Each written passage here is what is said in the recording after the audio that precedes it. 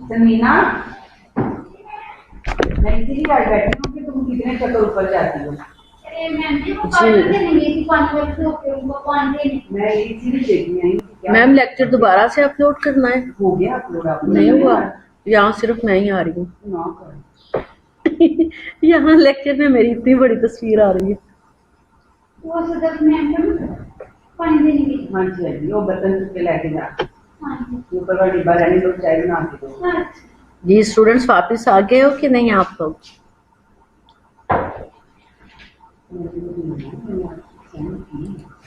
दोबारा अपलोड। जी ma'am, class start हो गई है। जी जी, क्लास स्टार्ट हो गई है दोबारा से। मैम आप शुगर लेंगी? नहीं नहीं नहीं, शुगर मैंने बहुत ले ली है, मुझे शुगर फ्री देना। मैडम आपको उधर शो होना चाहिए बस। मैडम देख लें, इधर तो मेरी इतनी बड़ी तस्वीर आ रही है, स्टूडेंट्स भी देखना शुरू हो गए हैं।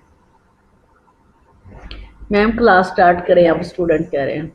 जी बेटा स्टार्ट हो रही है, वो लेक्चर अपलोड हो रहा दोबारा से।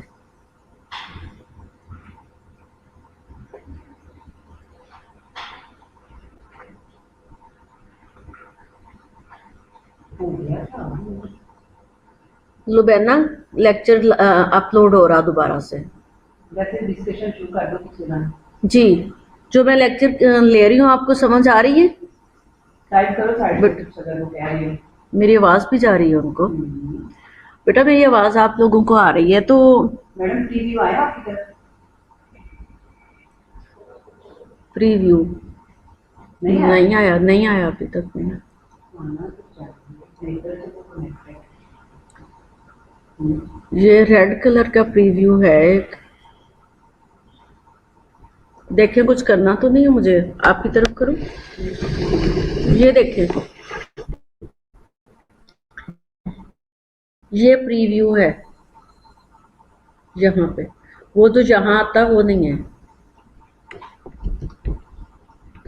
मैं इधर ना बैठ जाऊँ ताकि आपको ये स्क्रीन नजर आती रहे, है ना? ऐसे करती हूँ ताकि आपको ना मुझे लिखना ना पड़े और आप स्क्रीन पे देख सकें।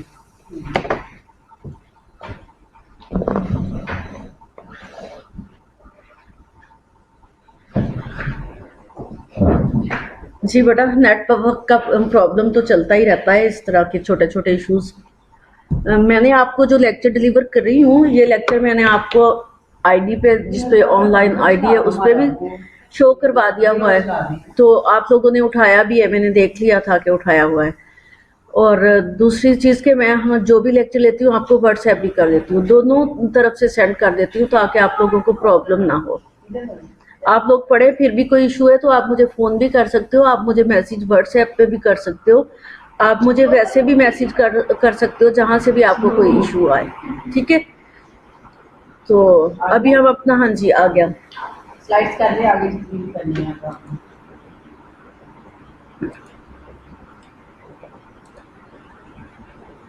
इसका कोई बार नहीं है, एक ही दफ़ा कैंस के बंदा कर दे। मैडम वो एक घंटे की लेक्चर्स बनाए ना, इस वजह से। जी बेटा, मैं अपनी स्लाइड तक जा रही हूँ जो आपको पढ़ा रही थी।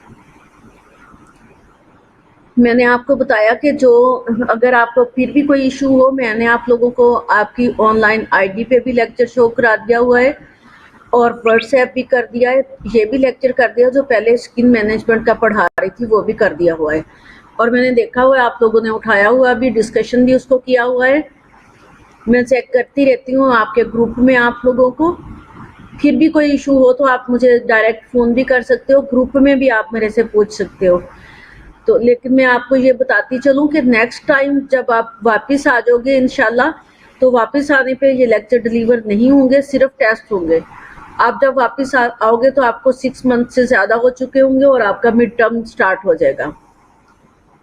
हमारा जो मिड टर्म एग्जामिनेशन है वो जून में होता है हमेशा, और जून तक आपके लेक्चर जो है वो डिलीवर होते जा रहे हैं, ठीक है? और आते ही आप लोगों का मिड टर्म एग्जामिनेशन होगा, no sorry no extra time, ठीक है? अभी हम पढ़ रहे थे डिजास्टर।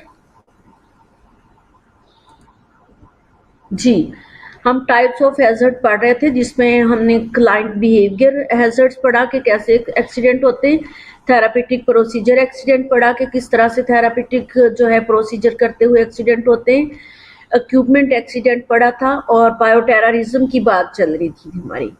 ठीक है, अब बायोटेररिज्म में मैंने बताया कि ये जब से दुनिया बनी है ना, तब से ये बायोटेररिज्म, अगर हम हिस्ट्री में खोल के देखें तो हर 100 ईयर्स के बाद जो है ये बायोटेररिज्म का अटैक आता है। ठीक है, जिसमें प्लेग हुआ था 100 ईयर अगो, जिसमें जो है लाखों लोग जो है लाखों लोगों की डेथ हो गई थी।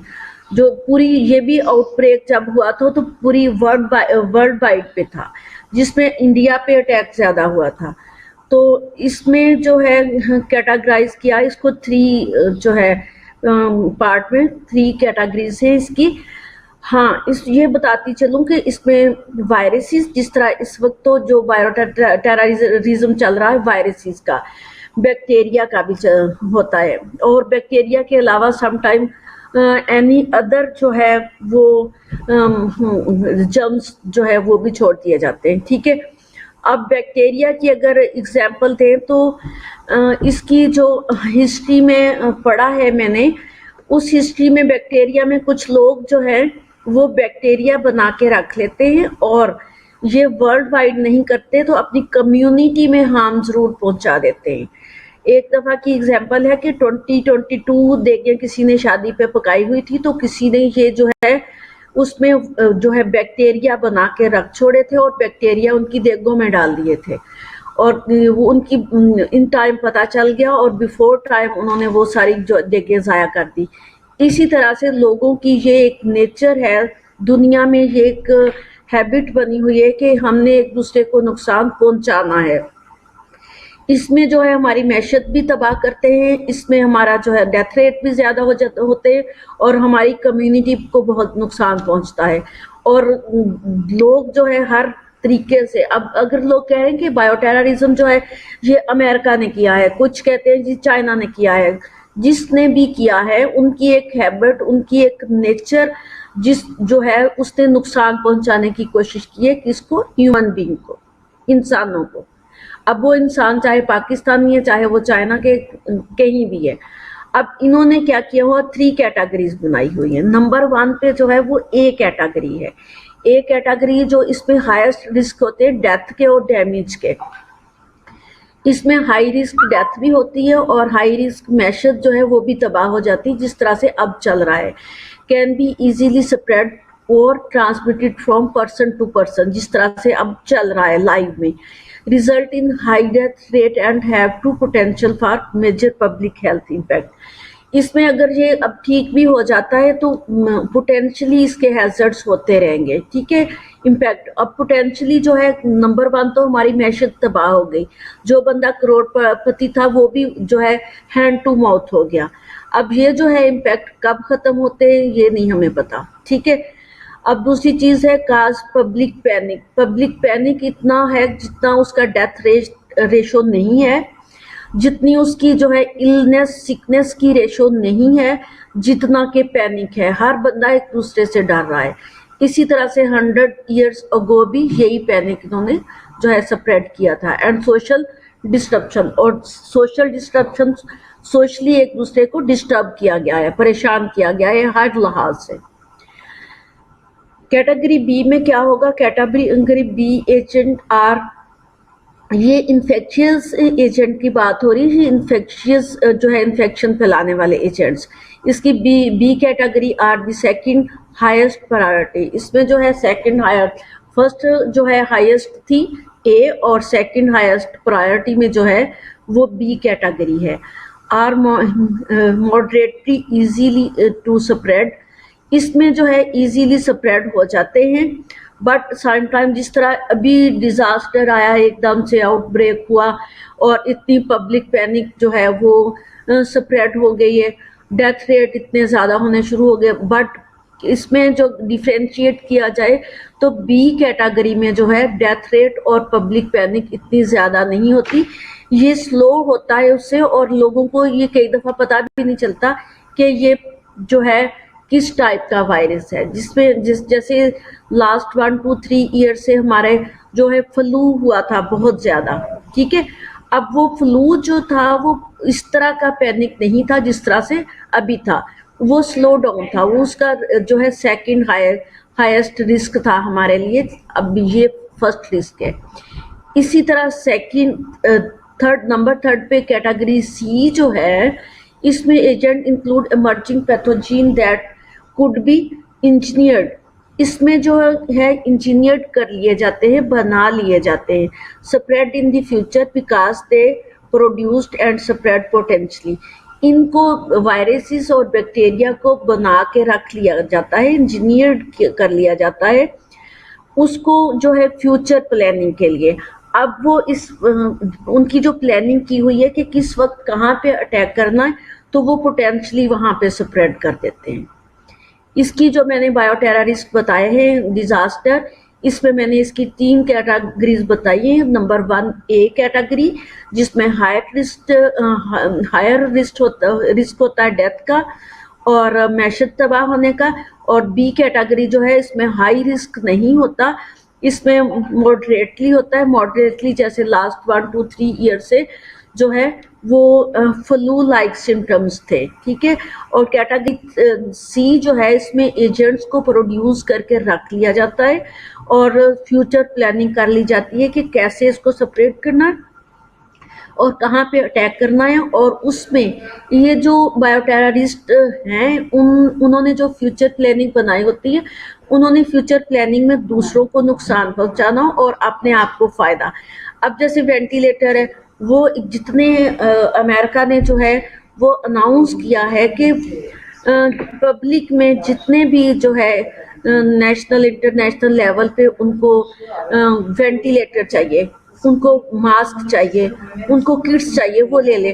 उन्होंने तो बिफोर टाइम बना के रखी हुई थी, क्योंकि उनको पता था कि ये हम जो है इनकी मैशत एकदम से जो है वो जो है ज़्यादा हो जाएगी, ठीक है, इंक्रीज हो जाएगी। और हमारी जो है एकदम से हम जो सफ़र कर रहे हैं, हम तो पहले ही जो है इनसे जो है अमेरिका से चंदा इकट्ठा करते हैं। हमारे जो सीनियर्स हैं, हमारे जो बड़े हैं, हमारे जो प्रेसिडेंट साहब हैं, हमारे वजीर मशीर हैं, उनको तो पहले ही आदत पड़ी हुई है उनसे देने की, अब हम और लेना शुरू हो गए हैं, ठीक है। इसलिए हमारी मैशत तो तबाह होनी है।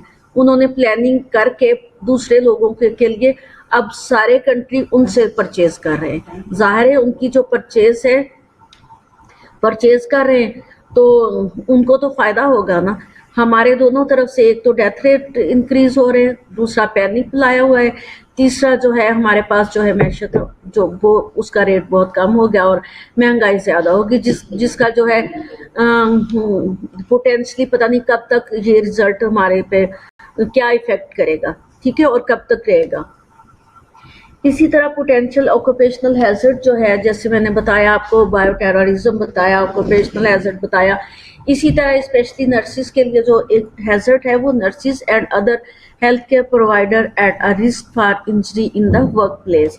इनको तो हर वक्त जो है वर्क प्लेस पे इंजरी का हैजर्ड रहता है, ठीक है। अब इंजरी का जो हैजर्ड है वो मैंने आपको पहले भी बताया कि कोई भी प्रोसीजर करते वक्त इनको हैजर्ड होगा। अब जो है इनको जो है नोजोकोमल जो है वो इन्फेक्शंस भी हो सकते हैं। पोटेंशली जो ऑक्यूपेशनल हैजर्ड में जो होंगे वो नीडल स्टिक इंजरी या प्रोसीजर करते वक्त जो भी हैजर्ड्स आते हैं पेशेंट को आ जाते हैं, और जो करने वाला है जैसे नर्स है या डॉक्टर है उसको भी हो सकता है। बट यहाँ जो है nurses and other health care provider जो है are the risk of injury in the work place. Injury के अलावा इनको नोजोकोमल इन्फेक्शंस होने के भी चांसेस होते हैं। अभी आप पूछोगे कि ओके जी बेटा, you are already here, thank you. जो वर्क प्लेस में जो हैजर्ड इंजरी के अलावा वो नोजोकोमल है। नोजोकोमल इन्फेक्शन आप पूछोगे कि वो क्या होता है। नोजोकोमल इन्फेक्शन जो हमारी इन्वायरमेंट में इन्फेक्शन, हॉस्पिटल इन्वायरमेंट में इन्फेक्शंस होते हैं, जैसे टीबी का हो गया, हेपेटाइटिस सी का हो गया, कोरोना वायरस का हो गया, ठीक है। पेशेंट हमारे पास एक डिजीज लेके आता है और ठीक होने के लिए आता है। नोज़ोकोमल जो हमारी हॉस्पिटल इन्वायरमेंट में मिनट है, उसमें एक वार्ड लगा लें या हॉस्पिटल लगा लें, उसमें so many disease, so many infections के पेशेंट हमारे पास आते हैं। अब जितने इन्फेक्शंस के पेशेंट आते हैं वो सारे इन्फेक्शंस क्या होता है, हमारी इन्वायरमेंट में स्प्रेड हो जाते हैं। जब वो सारे हमारी इन्वायरमेंट में स्प्रेड होते हैं तो उसमें हर इंडिविजुअल जो है सफ़र करता है। पेशेंट तो जो आएगा वहाँ पे वो सफ़र करेगा, एक डिजीज़ लेके आता है और उसको दूसरी डिजीज़ होने के भी रिस्क फैक्टर होते हैं। लेकिन नर्स और डॉक्टर और जो हेल्थ केयर प्रोवाइडर्स है वो तो हर वक्त वहीं होते हैं, उनको जो है इस तरह के नोज़ोकोमल इन्फेक्शंस और रिस्क इंजरी जो है वर्क प्लेस में उसके ज़्यादा हैज़र्ड्स होते हैं। The occupational safety and health administration जो है ये एक जो है एनजीओस है, एक एसोसिएशन है जो बनाई गई है जो पेशेंट और जो है नर्सिस और डॉक्टर की सेफ्टी के लिए रोल अदा करते हैं। ये उन लोगों ने कहा कि इसके रिस्क जो है ऑक्यूपेशनल हैजर्ड के, ये नर्सिस और दूसरे जो हेल्थ प्रोवाइडर है उनको ज़्यादा हो सकते हैं। जी, होम हैजर्ड्स अप्रेजल्स क्या है? होम हैजर्ड्स क्या हो सकते हैं? फॉल्स हो सकते हैं, जिसकी मैंने बारहा के ही आपको स्लाइड्स पे बताया कि हमारे होम हैजर्ड्स जो है वो उसमें फॉल हो सकता है। अगर जो है फर्श स्मूथ नहीं है वहाँ से भी, अगर फर्श पे बिखरी हुई चीज़ें हैं वहाँ से भी, अगर बेड का कॉर्नर सेट नहीं किया हुआ वो आने जाने में टकराता है तो भी हम फॉल कर सकते हैं। ठीक है, किचन में जाते हुए एजिस अकॉर्डिंग टू एजिस जो है वो भी फॉल कर सकते हैं। अगर जो है किसी चीज़ का पेशेंट है उसका गेट जो नॉर्मली नहीं इम्बैलेंस है वो भी फॉल कर जाएगा। फायर किचन में जाते हुए हम जो है चीज़ जो है बर्नर खुला छोड़ आते हैं, गैस लीकेज कर रही होती है जिसकी वजह से जो है फायर का खतरा होता है, आग जो है। और दूसरा जो है दूसरा फायर एक जो है पिस्टल चलाते वक्त हमारे एडल्ट है वो भी एक जो है कई दफ़ा आता है जी फलां की डेथ हो गई, गोली खुद से ही चल गई है। वो गोली खुद से कैसे चलती है जी, पिस्टल साफ कर रहे। ये हम खुद से कुछ चीज़ें जो है क्रिएट करते हैं और अपनी जान के लिए ख़तरा करते हैं। इसी तरह पॉइजनिंग अगर बच्चे ले लेते हैं या जो है सुसाइड करने के लिए कोई पॉइजन ले लेता है तो ये होम हैजर्ड्स है। जो इस तरह की पॉइजनिंग वाली चीज़ें या बच्चों की आउट ऑफ रेंज होनी चाहिए। बच्चों की रेंज में होंगी तो वो पॉइजनिंग कर लेंगे। कोई भी चीज़ जो है वो ऑयल या कोई चीज़ जो है वो पी लेंगे तो वो उसके लिए पॉइजनिंग है। अगर किसी ने इरादतन किया सुसाइड के लिए तो भी घर की अगर इन्वायरमेंट ठीक होगी तो ऐसा नहीं होगा। सफोकेशन के लिए अगर क्रॉस वेंटिलेशन है तो सफोकेशन नहीं हो सकती। हमें अपनी इन्वायरमेंट, हमें अपने रूम्स को बनाते वक्त तो उनकी रूम की हाइट और क्रॉस वेंटिलेशन के लिए डोर्स और विंडोज़ और डोर्स का ख्याल रखना होगा ताकि सफोकेशन ना हो। एंड अदर एक्सीडेंट्स और दूसरे एक्सीडेंट्स घर में, जिस तरह जो है हमारे जो है एटीट्यूड्स ठीक नहीं है, हमारे एटीट्यूड्स नहीं है, हमारी चीज़ें बिखरी हुई हैं इस तरीके से, छोटे छोटे हमारे बेड के रेल्स नहीं हैं, बेड के पैडल्स नहीं हैं, बेड जो है वो ऊंचा है, स्टेयर्स ऊंची हैं, इस तरह से कोई भी हैजर्ड्स हो सकता है। जी, दूसरी बात जो है such as those caused by improper use of household equipment. ये मैंने पहले ही बताया कि हाउस होल्ड इक्विपमेंट जो है उनको अरेंज पे रखना चाहिए ताकि इधर उधर अगर बिखरी हैं तो गिर सकती है हम। टूल्स एंड कुकिंग यूटेंसिल्स, अब ये चीज़ें बारहा मैं इनका जिक्र कर चुकी हूँ। अगली स्लाइड पे चलते हैं हम। Some potential hazards in the work place.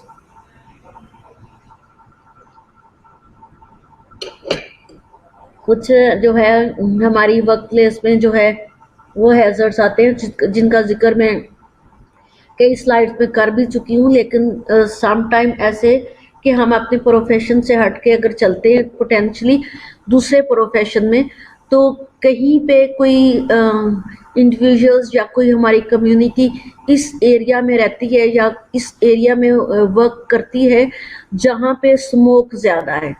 ठीक है, स्मोक ज़्यादा है, धुएं वाली फैक्ट्री में काम करते हैं, कॉटन फैक्ट्री में काम करते हैं, तो वहाँ के पे क्या होगा, रेस्पिरेटरी ट्रैक्ट इन्फेक्शन होंगे जो स्मोक की वजह से, ठीक है। या कोई इस तरह के जो कंजस्टेड एरिया में काम कर रहे हैं, स्मोक वाले एरिया में काम कर रहे हैं और ऊपर से उनकी डाइट भी अच्छी होती नहीं होती, तो ऐसे लोगों को जो है वो पोटेंशियली हैजर्ड होता है, टीबी भी हो सकती है। अब ये टीबी, रेस्पिरेटरी इन्फेक्शन और इसमें एलर्जिक जो है इन्फेक्शंस उन्होंने बताया हुआ, ये जब हम वर्क प्लेस में जाते हैं कि अगर एक बंदे को कोई इन्फेक्शन है तो उनके किचन भी एक ही जगह पे होते हैं, उनके यूटेंसिल्स भी एक ही जगह पे होते हैं और उन्होंने वहाँ खाना पीना है। अगर वर्क प्लेस में एक बंदे को टीबी है तो वो सारी जो है फैक्ट्री वाले बंदों को टीबी करा देगा, ठीक है। एक को रेस्पिरेटरी ट्रैक्ट इन्फेक्शन है तो वो सबको करा देगा। इसी तरह से जो ये चीज़ें जो है हम अपनी वर्क प्लेस से लेके आते हैं। इसीलिए कहते हैं कि जब भी मैंने बताया था कि जब हम पेशेंट की हिस्ट्री लेते हैं तो हम वर्क प्लेस का जिक्र लाजमी करते हैं, ठीक है। वर्क प्लेस का जिक्र इसलिए करते हैं कि हमें रिस्क फैक्टर में पता होना चाहिए कि फलां के घर से कहाँ कहाँ पे कोई जाता है काम करने के लिए और वहाँ के रिस्क फैक्टर क्या हो सकते हैं, ठीक है। और जब वो मिलके हम लोग तो जैसे डॉक्टर रिस्क फैक्टर हर वक्त हम नोजोकोमल इन्फेक्शन और नीडल स्टिक इंजरीज या कोई भी थेरापेटिक एक्सीडेंट हमारे साथ हो सकते हैं।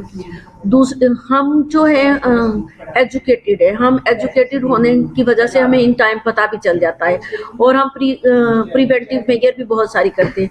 जो लोग फैक्ट्रीज में काम करते हैं या अनएजुकेटेड होते हैं उनको इन्फेक्शन स्प्रेड होने का पता ही नहीं होता और उनको रिस्क फैक्टर ये ज़्यादा होते हैं अगर वो इस तरह के वर्क प्लेस पे काम करते हैं, क्योंकि उनको प्रिवेंटिव मेजर और उनको एजुकेशन का पता ही नहीं होता कि वो कि किस बंदे को क्या हो सकते हैं, उसके साइन सिम्टम क्या होते हैं, प्रिवेंटिव मेजर क्या करना उन्होंने, ठीक हो गया।